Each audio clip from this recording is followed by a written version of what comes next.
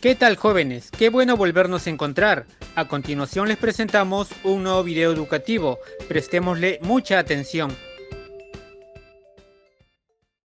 Un saludo cordial, estudiantes del tercer año de secundaria. A continuación vamos a desarrollar el tema 1 de la segunda unidad del curso de geometría, el cual titula Congruencia de triángulos. Empecemos. Definición. Dos triángulos son congruentes si cada lado de uno de ellos es igual a cada lado del otro, respectivamente. Además, esto implica que cada ángulo de un triángulo será congruente con cada ángulo del otro. Para que dos triángulos sean congruentes deben tener tres pares de elementos iguales, por lo menos uno de ellos tiene que ser un lado. Existen cuatro casos. A. Caso 1. Ángulo, lado, ángulo. Dos triángulos serán congruentes cuando dos de sus ángulos correspondientes tengan la misma medida y el lado entre dichos ángulos debe tener la misma longitud. B. Caso 2. Lado, ángulo, lado.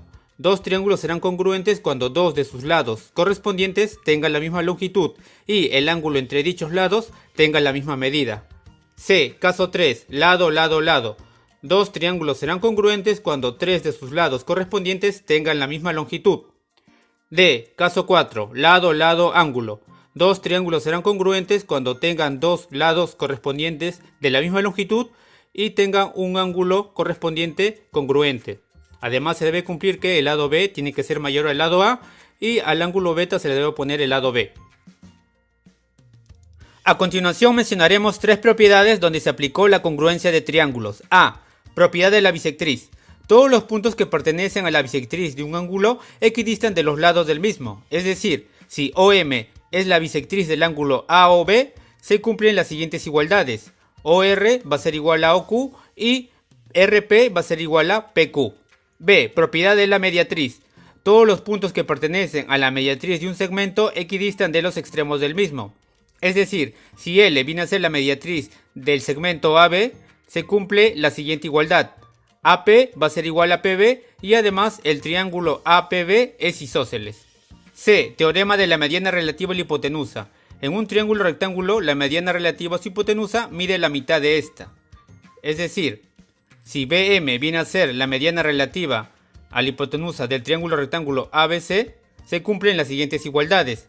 BM va a ser igual a AM y va a ser igual a CM y además BM va a ser igual a AC sobre 2. Resolvamos ahora algunos ejemplos de aplicación. 1. Calcula X si AD es igual a DE y AB es igual a EC. Resolvamos. En la figura observamos que el triángulo BDC es isósceles, entonces el lado BD va a ser igual al lado DC. Además tenemos como dato que el lado AB va a ser igual al lado EC y el lado AD va a ser igual al lado DE. Luego observamos que el ángulo ADB es igual a la suma de estos dos ángulos internos por la propiedad del ángulo externo. Por lo tanto, la medida del ángulo ADB es igual a 70 grados.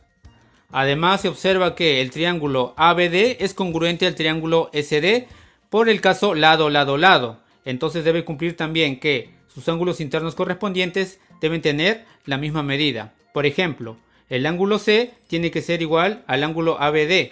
Por lo tanto, la medida del ángulo ABD es 35 grados. Luego, en el triángulo ABD, sabemos que la suma de sus ángulos internos tiene que ser 180 grados. Si el ángulo ABD mide 35 grados y el ángulo ADB mide 70 grados, entonces el ángulo A debe medir 75 grados. Luego, por la congruencia de triángulos, el ángulo A tiene que ser igual al ángulo DEC. Por lo tanto, el ángulo DEC mide 75 grados.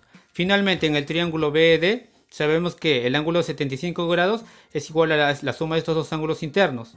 Por lo tanto, X es igual a 75 grados menos 35 grados. Es decir, X es igual a 40 grados. Ejemplo de aplicación 2. Del gráfico calcula AB. Resolvamos.